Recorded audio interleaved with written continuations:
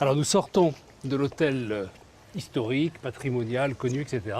Et on fait face à l'extension, qui est donc un exercice très difficile en hôtellerie, Oui. parce qu'il faut offrir un produit hôtelier qui ne donne pas l'impression au client d'être refoulé sur un bâtiment annexe, comme un écho du bâtiment principal. L'architecture de ce bâtiment est faite pour offrir un produit hôtelier différent, plus ouvert sur la nature qu'un hôtel palace de ville comme les grands hôtels du début du XXe siècle.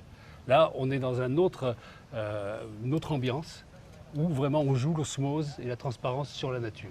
Les clients sont là, personne ne soupçonne leur présence et eux-mêmes se sentent protégés par un filtre. Le filtre fait avec ces claustras en bois, végétalisés.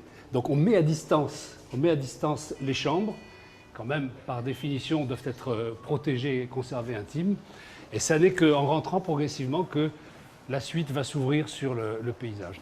Voilà, ça c'est l'espace tampon pour protéger un peu l'intimité de l'accès à la suite.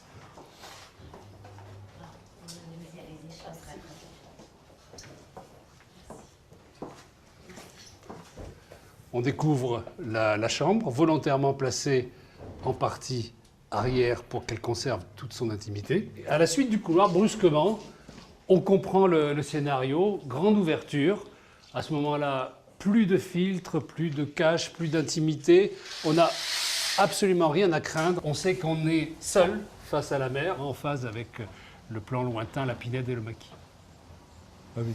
C'est une très belle image traditionnelle des bords de la Méditerranée, avec, regardez, ces structures déformées par le vent, presque des sculptures de pin d'Alep, sur laquelle se détache et la mer et le plan d'eau.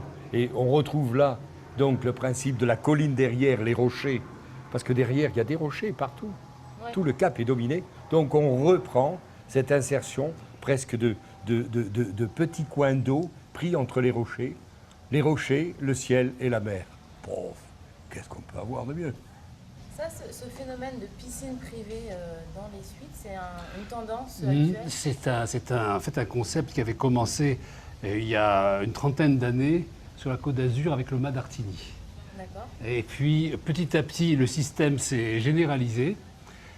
Généralisé, c'est un grand terme. Disons qu'on l'a retrouvé dans d'autres créations hôtelières, pas forcément sur la Côte d'Azur. Combien de suites piscines privées? Alors il y a 8 suites piscines privées et 16 chambres à l'étage. Chaque cellule de suite correspond à 2 chambres à l'étage. Et les chambres sont suffisamment décalées avec un petit jardin pour qu'il n'y ait pas une gêne mutuelle pour ceux qui sont dans la piscine des suites de ne pas voir ceux qui sont en haut et réciproquement de ne pas avoir la frustration de voir un plan d'eau auquel on n'est pas accès. Mais votre enjeu aujourd'hui, c'est quand même de préserver ce patrimoine. La Côte d'Azur, c'est en termes d'architecture, c'est comme les végétaux, c'est un mélange en fait de ce que les différentes nationalités ont apporté dans la région.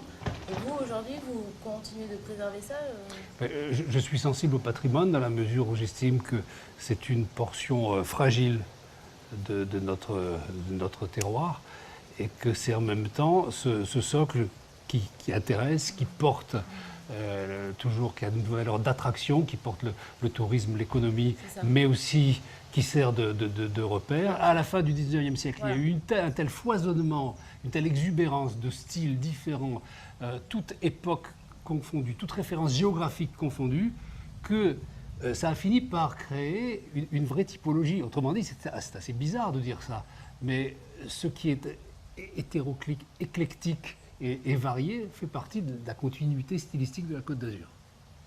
Donc, parce que la Côte d'Azur, c'est ça, c'est le mélange, c'est le mixte.